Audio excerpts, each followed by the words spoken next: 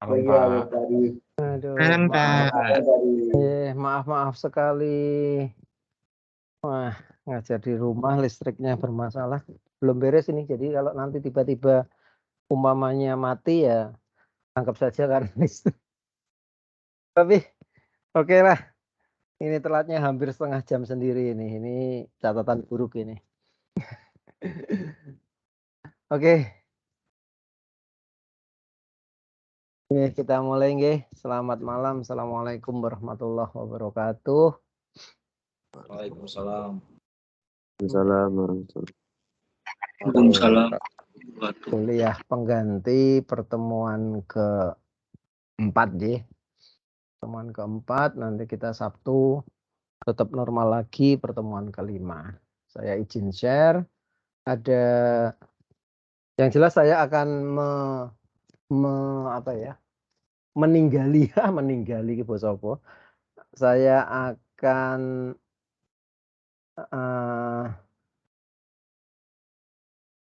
sebentar saya buka dulu.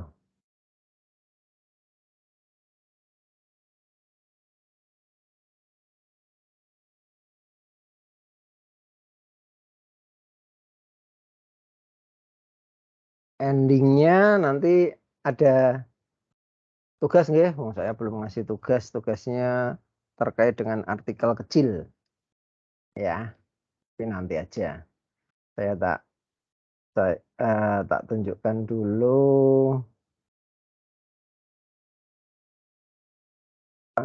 artikelnya. Ya, ada 2 artikel. Pakainya service dominant logic aja. Ya. Ini nanti akan relate dengan apa yang akan kita bahas hari ini, ya, terkait dengan pasar konsumen. Jadi ini adalah relatif terbaru terkait dengan bagaimana men-treat konsumen dengan pendekatan service dominant logic oleh Fargo dan Lans. Ada 2 ini.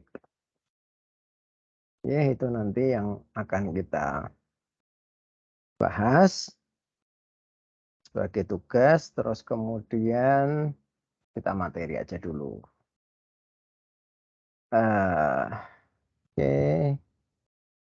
Slide saya sampun terlihat? Belum, Pak. Sudah, Pak. Ini ya, benar ya. Ini pertemuan keempat. Pasar konsumen dan perilaku pembelian.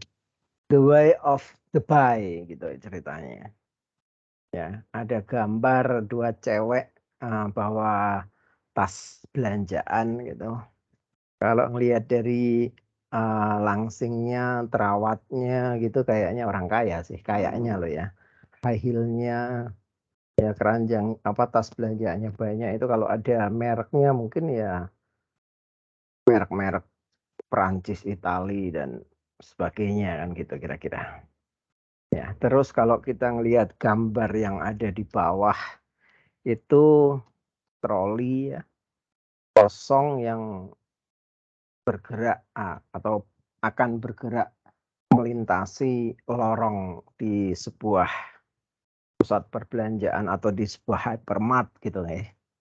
Kanan, kiri, atas, bawah, biasanya 5 tingkat, 6 tingkat, bahkan ada yang 7 tingkat. Berbagai macam merek, berbagai macam keperluan. Troli kosong ya, baru saja beritanya yang terbaru ya, Syahrini habis borong di Singapura. Ini saya putus nggak sih? Jangan kayak nge-lag. Enggak ya? Enggak. Masih Enggak ya? nyambung, Oke, Pak. oke, Masih oke, terdengar. Oke. Jadi kalau berita terbaru kan Syahrini dorong troli kelihatannya penuh di Singapura. Ternyata dia di salah satu department store yang kelas 2 lah gitu ya. Itu cerita terbaru, gosip terbarunya gitu. Tidak mencerminkan seorang princess katanya gitu. Kata netizen Indonesia loh ya itu. Ya kira-kira gitu. Nah, troli ini didorong, orang menimbang-nimbang mengambil apa, makanan kek atau apa kek, pilihannya banyak sekali dan basically sesungguhnya orang itu akan selalu bingung, ya, akan selalu bingung dan akan merasa susah dalam mengambil keputusan pembelian. Kita masuk sedikit ke ilustrasi terkait dengan ini GoPro nih di era ketika GoPro mulai diperkenalkan, ya. Di situ dikatakan bahwa GoPro itu kamera kecil yang bisa nempel di mana-mana. Dia memberikan kesempatan orang untuk menselebrasikan, ya, atau menunjukkan tentang aktivitasnya, momen-momen berharganya maupun emosi yang melandasi atau yang terjadi pada diri seseorang. Itu era yang kemudian akhirnya semakin hype, ya, terus kemudian sekarang akhirnya semua orang ya benar-benar gitu melakukan aktivitas narsisnya gitu ya, untuk bercerita kepada dunia siapa saya, sedang apa saya, apa yang saya inginkan, apa yang saya resahkan, apa yang saya komplain, dan segala macam emosi dikeluarkan. Itu salah satu titik dan apa ya, dan poinnya adalah salah satunya di GoPro itu. Kemudian semua mobil, semua helm, ya, semua helm itu maksudnya ya rider-rider itu. Ya, kemudian semua mobil itu maksudnya otomotif geek gitu ya, ada di dashcam, ada kameranya, ada kamera dashcam, di belakang ada rear cam, ya, di helm juga ada kamera. Bahkan ada yang sengaja melanggar untuk ngerjain polisi dalam tanda kutip, ya kan? Itu kan semakin banyak vlog seperti itu. Ya. Artinya GoPro berhasil pada waktu itu memberikan jawaban atas apa yang dibutuhkan dan diinginkan oleh konsumen, yaitu eksis setiap saat. Sekarang kita ke sini. Consumer market dan buyer behavior. Di sini ada consumer buyer behavior, ya, final consumer artinya kita, ya, yang membeli untuk kita konsumsi, di mana di dalamnya ada individu dan household. Ya, individu, kalau kita sebagai individu, kalau household berarti sebagai keluarga. Individu dan household akan dianggap sebagai sama-sama final consumer, ya, karena sesungguhnya di dalam rumah tangga itu sejatinya si pengambil keputusannya juga enggak murni kalau umpamanya saya gitu ya. Saya, Nyonya, 2 anak. Pengambil keputusannya apakah kami berempat 25% kekuatannya? Jawabannya tidak. Paling kami ya 0, berapa persen, 0, berapa persen, 98% Nyonya gitu. Dan saya rasa terjadi di hampir semua rumah tangga, ya. Apapun yang dibutuhkan di rumah itu hampir pasti nyonya rumah lah yang mengambil keputusan akhir. Mau dari pasta giginya apa, mau dari deterjennya apa, mau jadi Indomie atau mie sedap atau mie Koreanan yang semakin banyak itu, ya, apalagi di DP Mall baru saja muncul toko apa tuh namanya kemarin itu, khusus Korea ya. Mie-nya Korea, naudzubillah banyaknya. Itu juga ramenya minta ampun. Ya, yang sudah sempat ke DP Mall mungkin tahu itu. Saya kurang tahu untuk kemarin namanya apa. Ya. Nyonya yang akan menentukan semuanya. Mah, mam, momi, bu, bunda, ya kan? Beli ini, jawabannya enggak. Bayar bapak murah muda kok. Listrik muda, BBM muda, enggak jajan dulu. Selesai udah. Ya kan? Segala macam keinginan yang ada di anggota keluarga yang lain akan kalah oleh si ibu. Maka wajar ketika household itu dimasukkan kategori sebagai final consumer, ya, di mana mereka individu atau keluarga itu membeli barang dan jasa untuk konsumsi pribadi. Sedangkan istilah pasar konsumen itu adalah kumpulan dari semua individu-individu tadi, semua keluarga-keluarga tadi, ya, dijadikan satu, maka mereka disebut sebagai pasar konsumen. Oleh karena itu, pemasar itu tugas utamanya adalah mengetahui tentang pasar, mengetahui tentang konsumen, sehingga dia mampu memberikan jawaban atas keresahan atau kegalauan atau problematika yang ada di dalam diri konsumen. Kita lanjutkan, ini ada model dari perilaku konsumen. Ya, ini sebetulnya kalau kita bicara tentang perilaku konsumen, kalau nantinya dengan yang ngambil konsentrasi pemasaran, tentu akan ada satu mata kuliah khusus yang membahas tentang perilaku konsumen. Ya, jadi saya sedikit saja. Di sini ada 3. Ini lingkungan, kemudian kotak hitam, terus kemudian respon dari pembeli. Nah, di dalam lingkungan ini ada marketing stimuli, ya, rangsangan pemasaran. Ingat kemarin saya sempat menyampaikan bahwa tugas utama pemasar itu tidak lain tidak bukan adalah melakukan rangsangan-rangsangan kepada konsumennya, ya, membangkitkan gairah untuk membeli tentunya. Ya, dengan 4 senjata utama yang kemarin disebut sebagai marketing mix atau marketing tools, ya, alat pemasaran yang dalam dunia layanan berkembang menjadi 7 kemarin sudah saya sebutkan. Nah, 4 hal tersebut dikombinasikan juga dengan beberapa hal terkait dengan ekonomi, teknologi, sosial, budaya, dan lain-lainnya. Itulah yang disebut sebagai lingkungan pemasaran. Inilah yang sebetulnya membentuk atau mendorong atau ngedrive gitu ya, bahasa gampangnya gitu, mendrive seseorang untuk do something. Lah, permasalahannya sebelum si buyer itu do something, ini ada yang namanya black box. Ada karakteristik dan ada proses pengambilan keputusan yang mana ini sangat berbeda satu dengan yang lain. Ingat, panjenengan kemarin sudah saya perkenalkan dengan istilah customer, ya, yang sangat custom, ya. Maka karakteristik dan proses pengambilan keputusan setiap individu itu berbeda-beda, beraneka ragam, dan bahkan pemasar bilang hampir mustahil untuk diketahui 100%. Oleh karena itu disebut atau diistilahkan dengan black box atau kotak hitam. Sebagaimana kotak hitam di pesawat, ya, di sana itu dia akan merekam seluruh percakapan pilot dengan co-pilot, dengan stewards gitu ya, dengan pramugari-pramugara, dengan ETF, dengan menara dan seterusnya.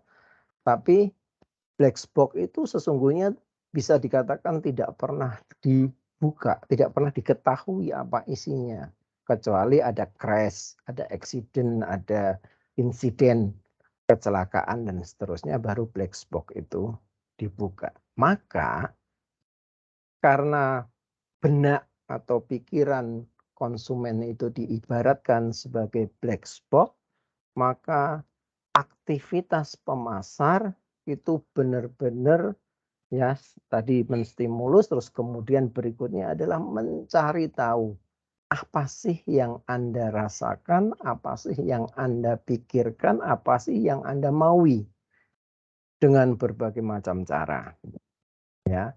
Tentu cara yang paling mudah adalah menanyakan. Kalau saya pengen tahu tentang seseorang, saya akan dekati orang itu dan saya tanya, apa maumu? Kan kira-kira gitu. Apa pengenmu? Tapi masalah berikutnya juga datang. Karena apa? Ternyata kita sebagai konsumen itu tidak selalu tahu apa yang kita mau. Kita itu ternyata tidak selalu tahu apa yang kita mau. Apa yang kita inginkan itu nggak selalu tahu. Kadang-kadang kita cuma tahu maunya itu sifatnya masih relatif abstrak, ya. Ya, contoh yang gampang umpamanya handphone aja deh. Ya, saya maunya punya handphone yang canggih, yang keren, yang nggak malu-maluin, ya kan? Speknya top dan segala macam. Tapi ketika ditanya prosesornya mau pakai apa, ya kan? Terus kemudian kalau umpamanya ditanya lagi, kalau performa Antutu benchmark-nya mau di kisaran berapa? Belum tentu kita tahu juga. Ya kan? Belum tentu kita tahu. Handphone yang kita pakai itu Antutunya berapa, RAM-nya kalau RAM-nya mungkin tahu lah, ROM-nya mungkin tahu lah, prosesornya mungkin tahu lah, ya kan? Gamutnya tahu nggak, NIT-nya tahu nggak, dan segala macam banyaknya. Yang sesungguhnya karena terkait dengan teknologi tertentu yang kita memang tidak harus tahu, maka kita nggak tahu. Seperti itulah alasan kenapa benak konsumen itu selalu mirip dengan black box yang benar-benar butuh effort yang sangat-sangat untuk mengetahui apa sih sesungguhnya yang ada di dalam sana. Apalagi cewek. Wah, cewek itu unik banget. Bahkan kadang-kadang sebetulnya dia bisa mengatakan apa yang dia tahu, tapi dia bilang gini, ya kan biarlah dia masnya, dia berusaha mencari tahu apa yang aku mau. Aku tuh butuh didekati, aku tuh butuh digali lebih dalam dan seterusnya. Kadang cewek bahkan seperti itu, menyebalkan sekali gitu. Hei, maaf. Tapi kadang seperti itu, mungkin Mas Nur Supriyatna tahu persis itu, pernah punya pengalaman lah. Ya. Kemudian baru setelah black box itu yang diketahui oleh masing-masing individu itu jelas karakteristiknya, proses pengambil keputusannya, baru muncul respon. Ada attitude, ada preference, ada perilaku, ya, ada apa, di mana, kapan, berapa banyak dia akan melakukan pembelian. Kemudian ada engagement, ada relationship dan seterusnya. Ini adalah respons, ya. Jadi kalau kita rangkai menjadi satu kesatuan, kita hanya punya kekuatan pemasar ya, hanya punya kekuatan di marketing stimuli. Ya, lakukan rangsangan sehebat-hebatnya, sebanyak-banyaknya, manfaatkan perubahan kedinamisan lingkungan, ya kan? Udah itu Paul. Begitu sampai ke pribadi kita nggak bisa ngapa-ngapain, ya. Kita akhirnya hanya mencoba mencari tahu lebih dalam karakter dia, proses berpikir dia, dan seterusnya. Tapi kita nggak pernah akan bisa tahu 100%. Terus kemudian kita juga akhirnya melakukan respon, atau kita hanyalah bereaksi atas respon yang dilakukan oleh pembeli tersebut setelah menerima stimuli maupun melihat perkembangan lingkungan yang ada. Baru kita nanggapi lagi di situ. Jadi ada lag ya, ada lag di sana. Nah, itu masalahnya. Oke, sebelum nanti lag-nya itu akan dibahas di chapter yang berikutnya lagi. Kita akan lihat sekarang karakteristik ya yang ada di black box tadi yang mempengaruhi perilaku pembelian. Ada kultur, ada budaya, ada sosial, ada personal, ada psikologikal, baru ini membentuk seorang buyer. Ya, kultur, subkultur dan seterusnya. Ini akan dibahas satu-satu sekecil-kecil gitu ya. Kultur adalah nilai dasar, persepsi, ya, keinginan dan perilaku. Kata kuncinya di sini. Learned by a member of society. Ya. Jadi sebetulnya budaya itu adalah nilai dasar yang kita pelajari seiring dengan posisi kita selaku member atau anggota dari sebuah kumpulan atau kelompok sosial tertentu, khususnya keluarga dan institusi penting lainnya. Ya, yang pertama ini family. Salah satu contoh perusahaan yang sukses ya memanfaatkan family memberikan pemahaman tidak langsung terus-menerus terhadap konsumennya berjenjang dari generasi ke generasi, itu adalah KFC. KFC, ya. Jenengan ini usianya kan bervariasi, nggih. Ya, saya dulu gitu ya 1-2 kali pada waktu KFC pertama kali datang ke Indonesia itu pernah diajak orang tua saya makan di KFC, ya kan. Seiring dengan waktu, punya temen, punya segala macam, kadang-kadang kalau ada ya perayaan-perayaan kecil gitu kita makan bareng di KFC. Gitu kan. KFC tahulah kita semua nggak terlalu sehat gitu, maaf. Kalau ada yang terafiliasi dengan KFC ya, tapi yang namanya kayak gitu kan ya kita semua tahu masuk ke junk food kan. Tidak terlalu sehat, tapi dia sudah menjadi bagian dari kita kan. Kita mengalami lah, hampir semua nggak ada lah, bisa dikatakan nggak ada kecuali yang vegan ya, yang nggak pernah ke KFC. Terus kemudian karena saya merasa nyaman, merasa cukup enak, ya kan, ya pokoknya kalau pengen makan instan ya salah satunya KFC. Begitu saya menikah, pacaran dulu lah, juga pernah lah beberapa kali ke KFC kan gitu.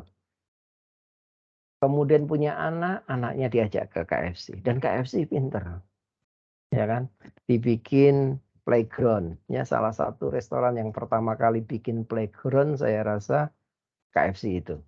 Ya, dia tahu persis bahwa anak-anak itu kadang susah diajak makan.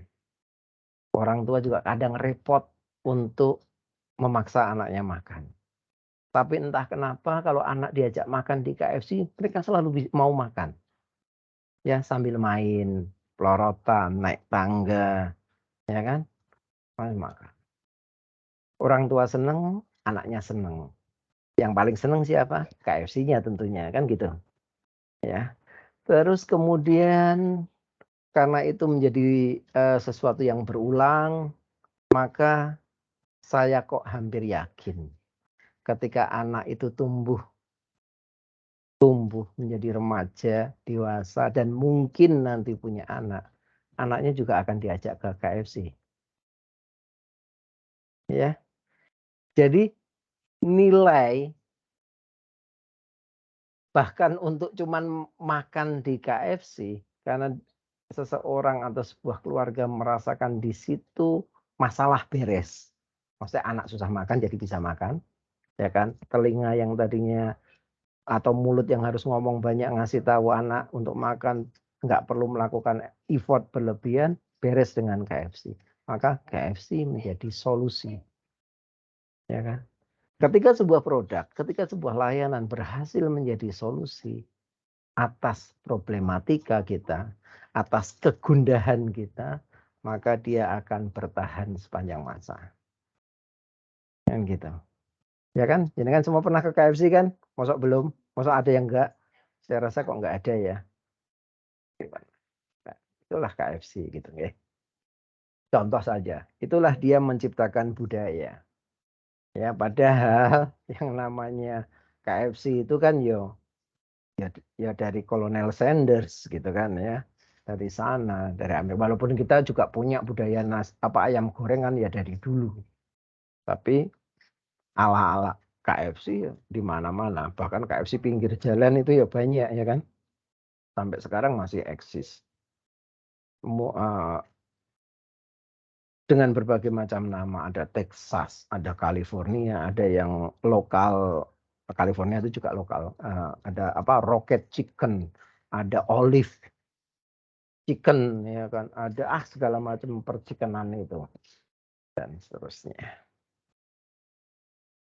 Itu culture. Kalau subculture adalah group of people ya, kelompok orang di dalam sebuah budaya yang berbagi sistem nilai ya berdasarkan common life experience, pengalaman hidup yang umum dan situasi. Ini kalau pakai pendekatan barat Ya, sekali lagi ini kan materinya dari materi barat, maka salah satu contoh subculture itu adalah religion atau agama. Ya, agama itu masuk kategori subculture kalau di teori barat.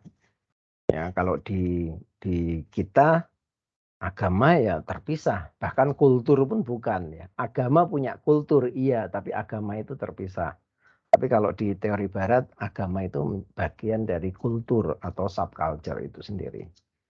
Nah, poinnya adalah bahwa ketika seseorang berbagi sistem nilai yang sama dalam pengalaman hidupnya, ya itu namanya culture.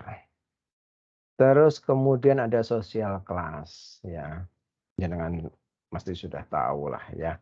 Kelas sosial ada banyak hal, ada pekerjaan, ada pemasukan, ada tingkat pendidikan, ada kesejahteraan dan segala macam. Nah, ya, tentu orang itu akan ditempatkan di satu kelas sosial tingkatan tertentu itu ya berdasarkan semua variabel tadi. Dan kita tidak bisa menolak kita berada di situ. Umpamanya lah, kalau dosen itu ya paling middle class lah ya. Ya, tapi kalau YouTuber top gitu ya, itu ya benar-benar upper class. Tapi kalau yang di bawah atau yang UMR, di bawah UMR itu tentu adalah lower class. Pertanyaannya, bisakah kita keluar dari kelas yang sudah ditetapkan untuk kita tadi? Jawabannya adalah tidak bisa sesungguhnya. Namun dalam kenyataannya banyak orang yang melakukan social climbing. Kalau istilah Indonesianya apa kira-kira? Social climbing apa istilah Indonesianya? Pansos, pansos. Ya. Jadi kalau kita kan wah bahasa gaul gitu ya, pansos kayaknya kan saya paling baru 4-5 tahun inilah kita mulai kenal istilah itu. Padahal sesungguhnya itu teori lama ya terkait dengan social climbing.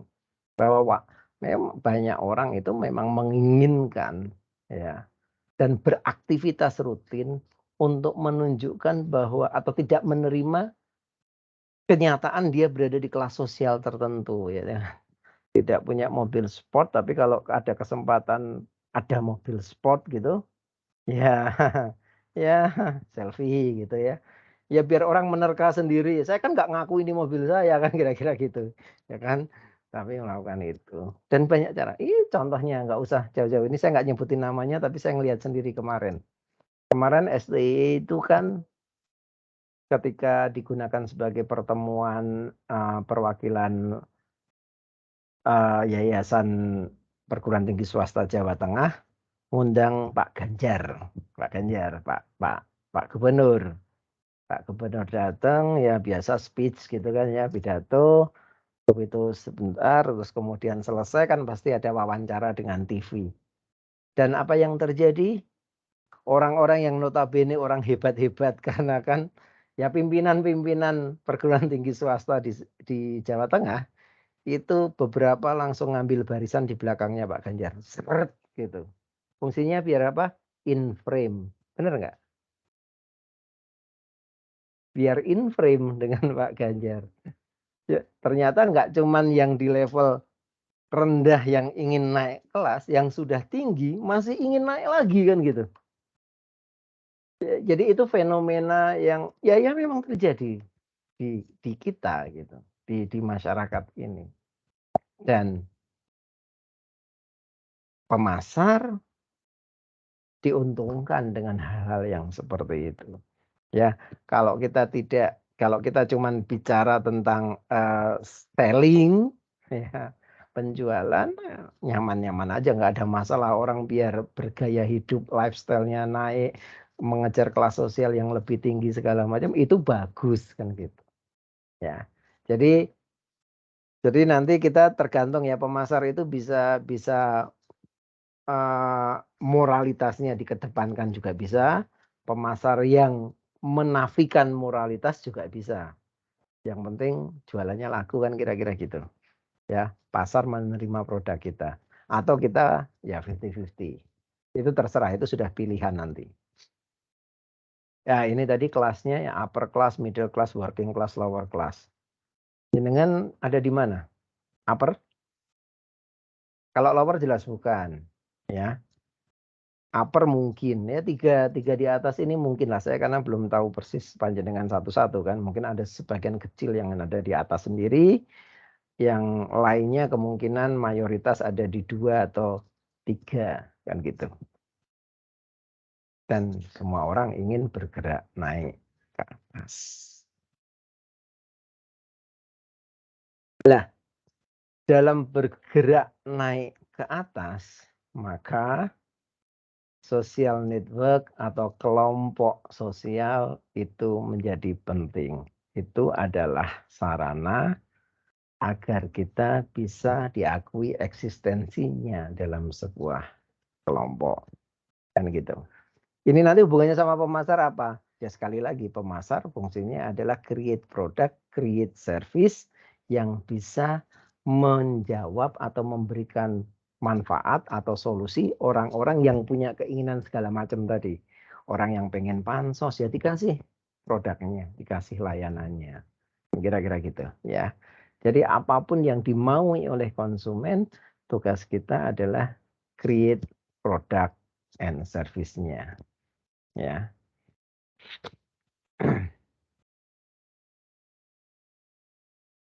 Membership group ya, grup dengan pengaruh langsung ya pada seseorang, kemudian aspirasional adalah grup ketika seseorang ingin berada di dalamnya ya.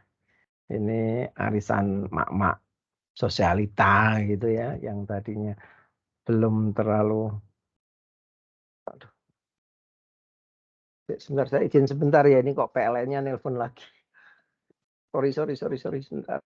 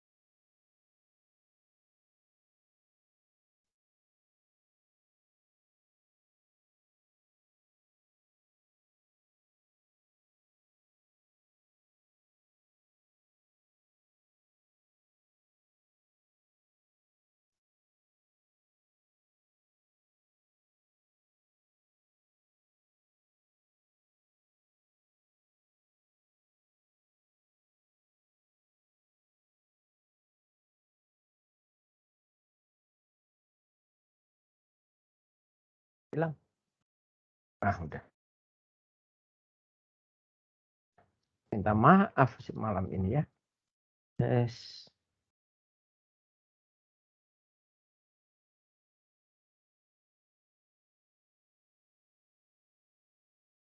Oke, saya lanjutkan, G. Tadi aspirational group ya sebuah kelompok. Tadi saya ceritanya apa sih? Yang mak-mak sosialita itu ya. Yang kalau mau ketemuan, kalau yang kelas yang tinggi banget gitu ya. Arisan besok jangan ke Singapura lagi ya. Bosen masa udah 2 kali ke Singapura mulu. Yang kalimatnya gitu nyebelin banget itu kan. Bagi yang di bawahnya, yang kelasnya di bawahnya itu menyebalkan kan gitu. Sombongi gitu ya. Terus bajunya apa gitu kan. Temanya apa gitu, temanya cowboy gitu. Wah, pakai high heel, pakai leather leather jacket, ya kan, dan segala macam. Ya, gitulah. Dan kita sejujurnya punya, ya masing-masing dari kita punya wishes gitu, punya keinginan untuk berada di kelompok-kelompok tertentu. Kalau saya sih lebih keingin ke kelompok para habaib gitu, yang ngaji di sana gitu.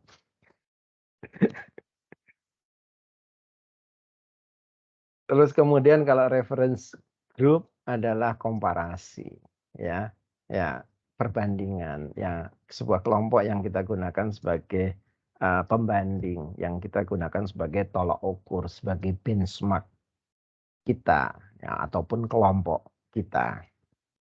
Dan ini biasanya kita tidak menjadi kelompok itu nantinya, tapi paling tidak kita mencoba me-upgrade diri atau kelompok kita sesuai dengan referensi yang kita pilih. Ya, ini nanti yang dalam perkembangannya banyak muncul yang namanya ya aktivitas benchmark gitu ya, studi banding dan seterusnya. Itu karena kita menginginkan punya level atau kondisi yang relatif lebih tinggi sebagaimana kelompok yang kita jadikan referensi. Kemudian ini ada kelompok dan network sosial ya, jejaring sosial, ada online sosial, ini kan sudah tahu lah. Kemudian ada buzz marketing. Kalau di kita sekarang akhir-akhir ini kan sering dengar istilah buzzer. Ya, konotasinya negatif ya, kalau buzzer kan, buzzer RP apalagi kan gitu. Ya, itu kan konotasinya negatif. Tapi sesungguhnya buzz marketing itu sudah lama sekali ada. Ya, kalau di Indonesia kan itu ya desas-desus, gosip, ya, itu buzz. Dan kenapa harus dilakukan seperti itu? Karena itu apa ya, dengungan itu memiliki daya sebar yang sangat luas dan relatif cepat. Karena orang biasanya tidak terlalu memperdulikan value dari berita tersebut. Tapi cuman lebih ke ya cerita aja, ya mamanya gini lah. Kemarin ada Pak Jenderal Sambo, ya kan, wah semua bikin cerita. Ya semua merasa paling tahu dan seterusnya. Yang terakhir-akhir ini Rizky Bilar sama siapa? Sama siapa? Rizky Bilar sama siapa? Lesti. Lesti, sama Lesti, ya sama Lesti. Nah, terus kemudian Ayu Dewi sama Denis. Wah, ya gila. Dosen wis tua kok ya cek ngurusi kayak ngono gitu. Saya juga tahu loh, otomatis tahu gitu. Saya nggak tahu detailnya, tapi saya tahu headline itu ada gitu. Ya, itulah Aremania Kanjuruhan. Ya. Itu nyebar dengan cepat. Wah, ada yang nyalain supporter, ada yang bela bukan supporter, ada yang bilang supporternya mabuk, ada yang bilang nggak mungkin mabuk, korek aja disita dan seterusnya. Wah, liar itu. Ya. Di dunia pemasaran itu bagus, ya kan? Ya kan? Baik atau buruk nggak terlalu penting, yang penting kita dibicarakan, kita menjadi tren, ya. Kita megang kita punya exposure yang tinggi. Baru nanti kalau salah value yang ada salah kita bisa benarkan kemudian hari. Tapi yang penting hype dulu, yang penting naik dulu beritanya. Dan itu sekarang yang terjadi. Semua yang penting cari viral dulu kan gitu. Ya kan? Sekarang cari viral dulu. Baru nanti klarifikasi. Dan itu memanfaatkan buzz marketing tadi. Kemudian sosial media site dengan tahulah virtual world, gila ini. Ya, metaverse. Ya kemarin STI punya mimpi bikin metaverse, cuman library aja masih tahun depan.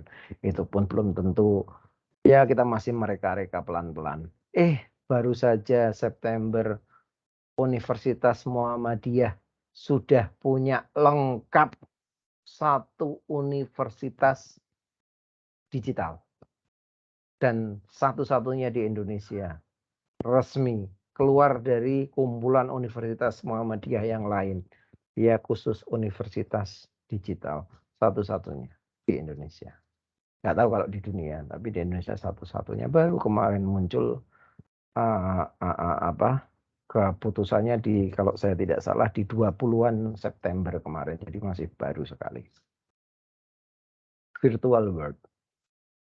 Ya, hari ini kita akan menghadapi dunia virtual. Ya, salah satunya ya metaverse. Ya, walaupun siapa Meta Facebook itu Mark Zuckerberg ya, itu di komplain sama salah satu direksi dari Apple bahwa avatar yang dipakai oleh si Mark itu tidak mencerminkan kecanggihan teknologi karena avatarnya masih 2 dimensi. Dan kemudian si Mark langsung berjanji akan segera memperbaiki avatarnya dengan lebih baik. Jadi artinya maksud saya cuma ingin mengatakan bahwa dunia virtual itu benar-benar akan digarap dengan serius ya oleh banyak pihak, dan mau tidak mau bahkan yang namanya satunya Roblox permainan Minecraft. Ada yang main Minecraft nggak? Yang mungkin yang masih muda-muda masih main Minecraft ya. Minecraft itu kan salah satu proyek terbesarnya adalah melakukan pencitraan seluruh permukaan bumi dan kemudian disusun ulang dalam dunia Minecraft. Gila, proyek besar itu ya. Anak saya suruh ikut berpartisipasi, tapi nggak tahu dilakoni apa ora. Ya paling nggak bikin ya kampung kecil yang kita tinggali lah, paling nggak kelihatan antena TV-nya atau apa kan lumayan ya, ada di dunia Minecraft kan ya. Kemudian word of mouth, dengan tahu ya bahwa kalau dalam perkembangannya sekarang tentu word of mouth, kalau penelitian-penelitian terbaru ya biasanya di depannya dikasih ya, electronic word of mouth. Jadi bukan word of mouth lagi sebetulnya, tapi lebih ke word of thumb gitu ya. Kata-kata yang muncul dari 2 jempol kita gitu ya. Nah, itu juga masih dibagi 2, yaitu positive word of mouth dan negative word of mouth. Yang positif itu kemudian nanti bergerak menjadi yang namanya testimoni, bintang 5 dan seterusnya. Ya, itu fungsinya sebagai reference nanti oleh calon pembeli baru.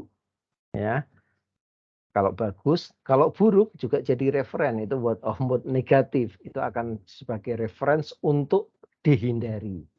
Dan tentu akhirnya semua orang menginginkan produk jasa yang dimilikinya mendapat rating yang tinggi, karena kalau ratingnya jelek ya itu artinya adalah referensi untuk dihindari. Selesai kita ya. Makanya akhirnya kadang banyak juga yang nakal memanfaatkan bot ya untuk membentuk rating yang tinggi.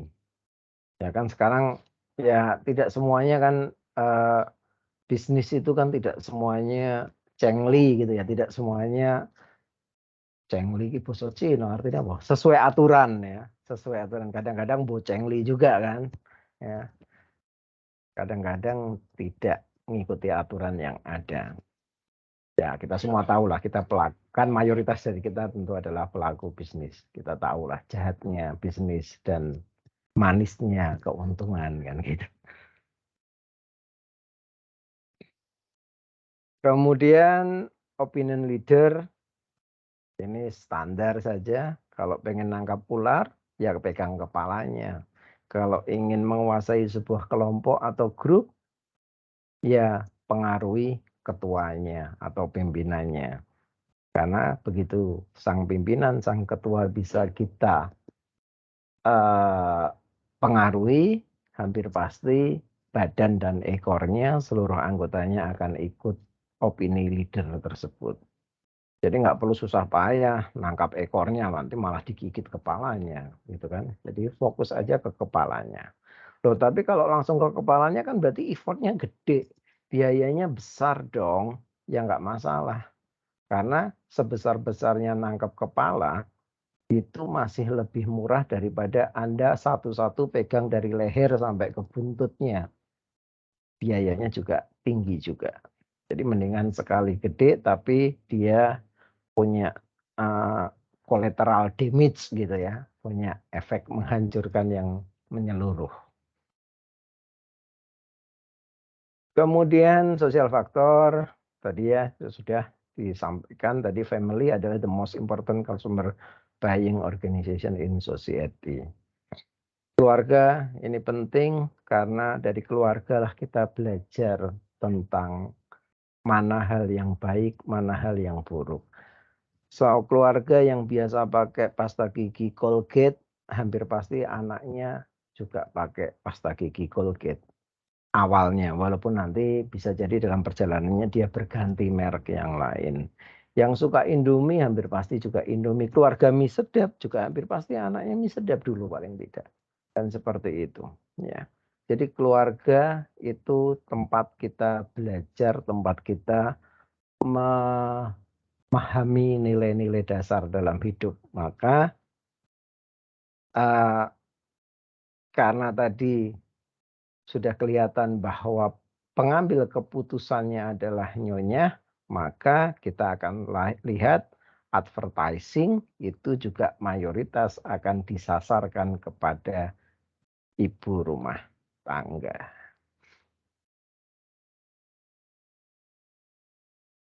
Role and status itu akan peran status saya. Ini contoh aja saya gitu ya, bukan sok-sok narsis, cuman biar gampang aja ngasih contoh. Saya di kampus, di STI tentu dosen. Pakaiannya ya standar, ini masih pakaian yang tadi nih, saya belum sempat mandi nih. Masih yang kerja tadi. Ya pakaiannya ya biasa, kadang batik, kadang kemeja gitu ya. Sepatunya ya sepatu yang relatif resmi, gitu. Standar lah dosen. Jenengan yang jadi manajer, jenengan yang kerja di kantor juga sama. Begitu sampai di rumah sebagai apa? Ayah. Ayah mah ya pakaiannya ya bebas-bebas aja, nggak ada pakaian khusus ayah kan nggak ada.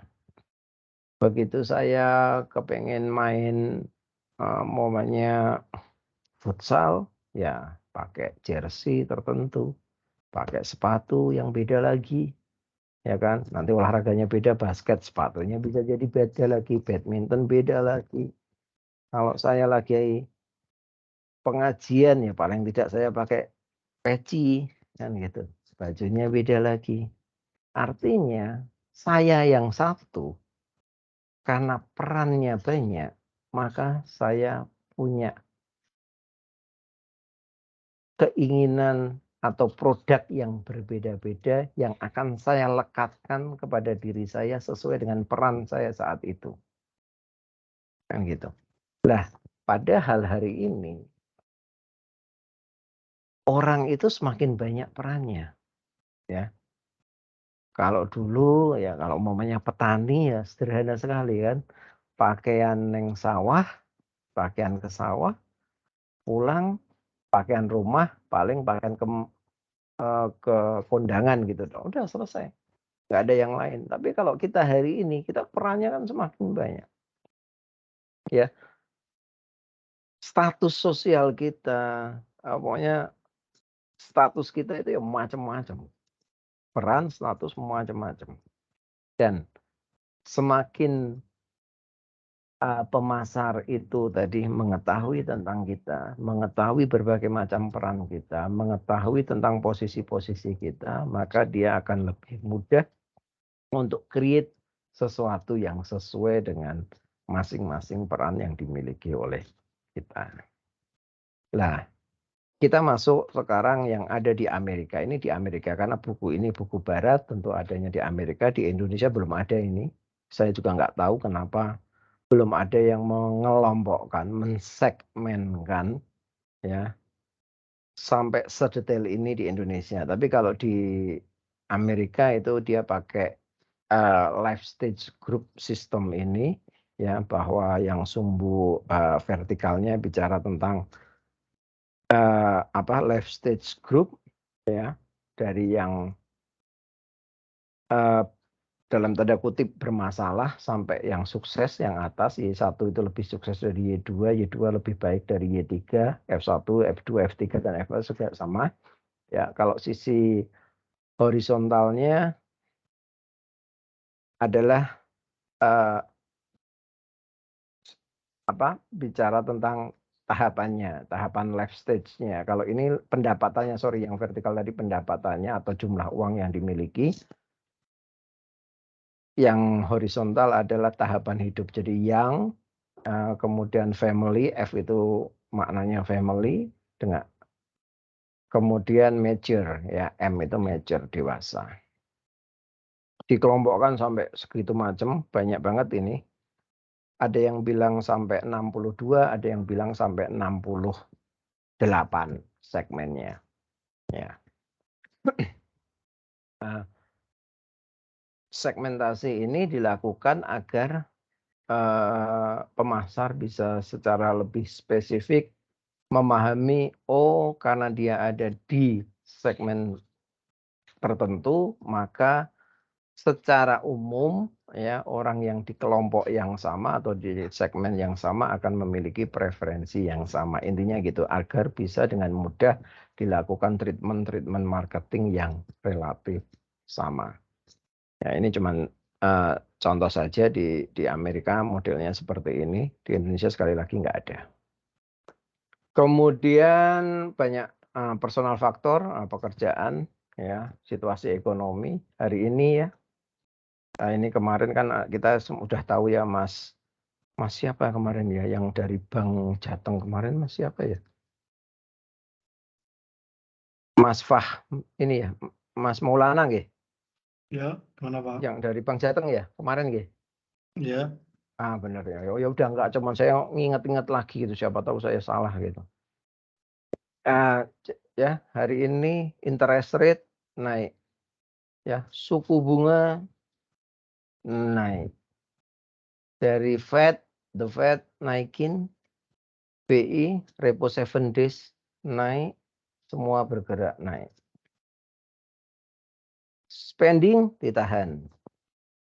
Ya kan, orang spendingnya ditahan hari ini.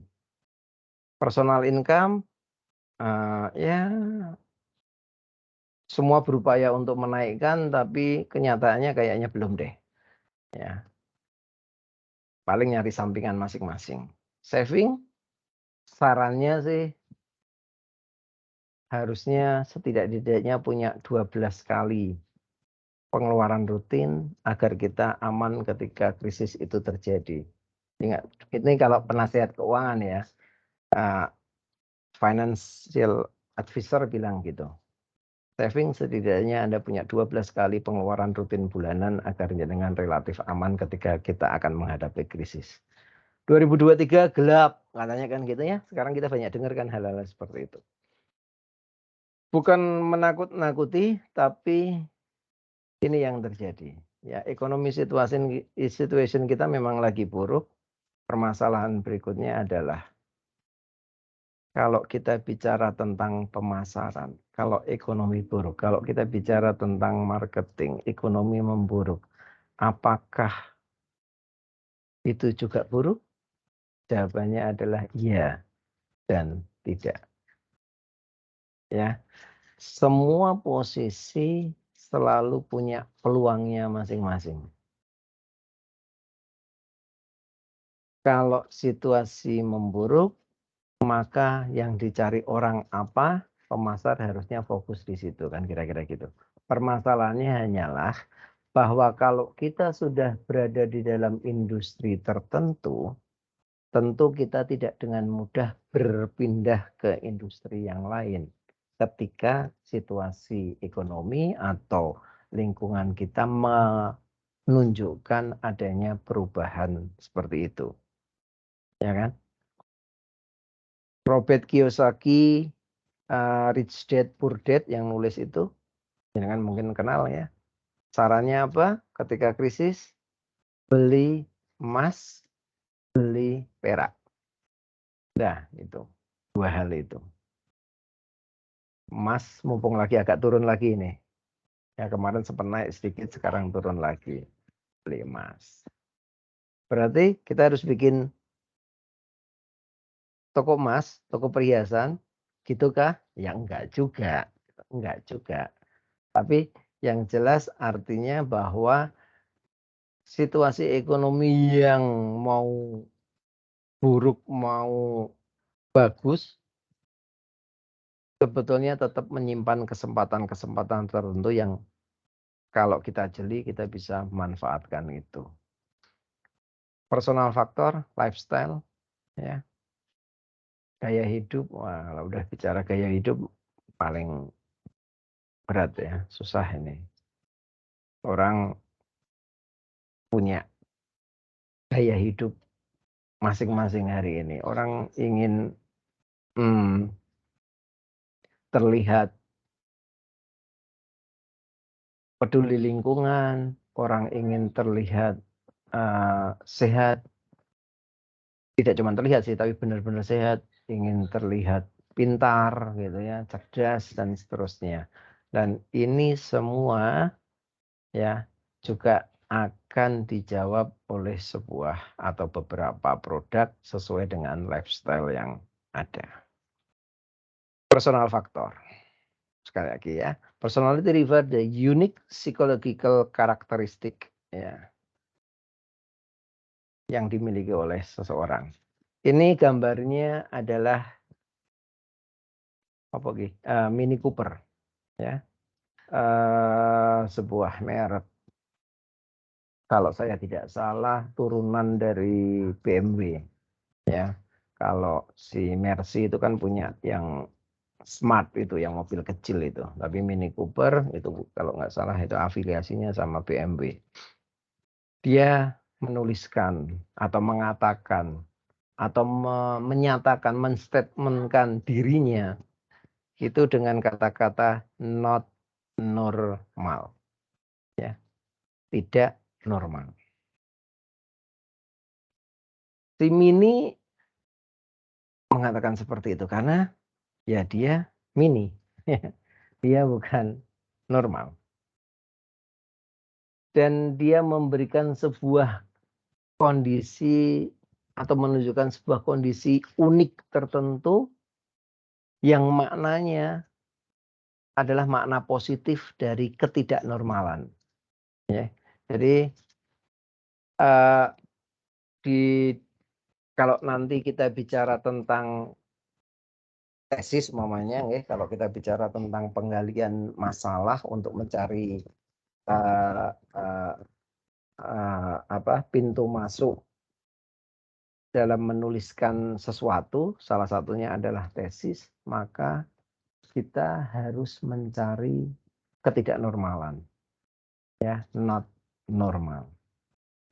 Normal atau normal itu sebetulnya bukan kata-kata yang keren sebetulnya. Walaupun kita secara umum memahami normal itu bagus. Tapi kalau di dunia pemasaran normal itu enggak bagus. Normal itu so-so aja. Biasa-biasa aja, common aja. Itu normal. Di bawahnya itu ada below normal atau kita sering sebut sebagai abnormal. Up-nya pakai B ya, abnormal. Atau kalau pakai dunia untuk yang manusia ya difabel. Itu berarti berada di bawah normal. Itu tentu tidak diinginkan. Ya. Pemasar tidak suka normal, tentu tidak suka yang below normal, selalu ingin di atas normal atau sering juga diistilahkan sebagai super normal. Ya, super normal. Atau yang si Mini tadi bilang not normal. Sebetulnya dia ingin mengatakan bukan yang di bawah normal, tapi yang di atas normal.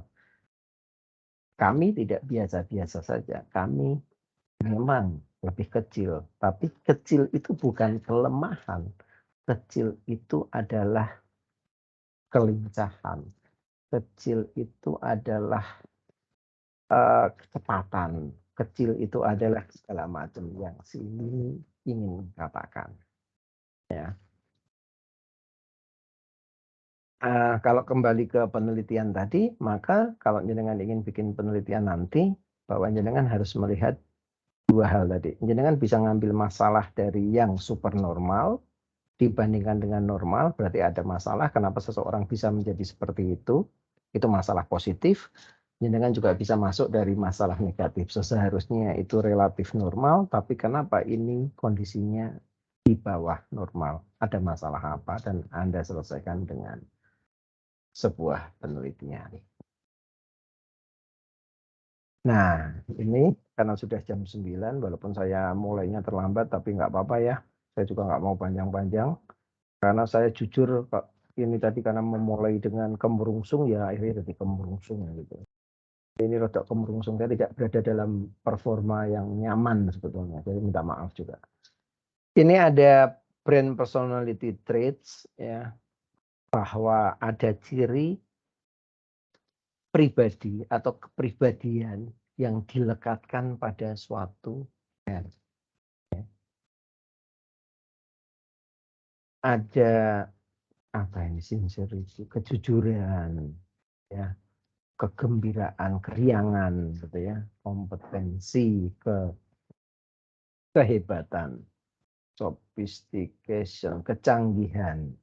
Ini ruggedness, ruggedness itu apa ya? Kasar gitu ya, kasar tapi dalam artian positif ya. Nah, saya kasih contoh salah satu aja, yang kasar aja.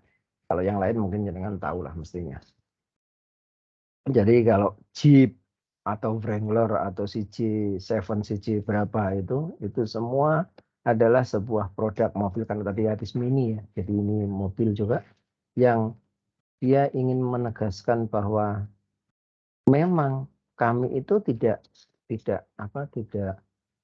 cantik dalam artian lembut, halus, lekak-lekuk dan segala macam. Kami kasar gitu ya.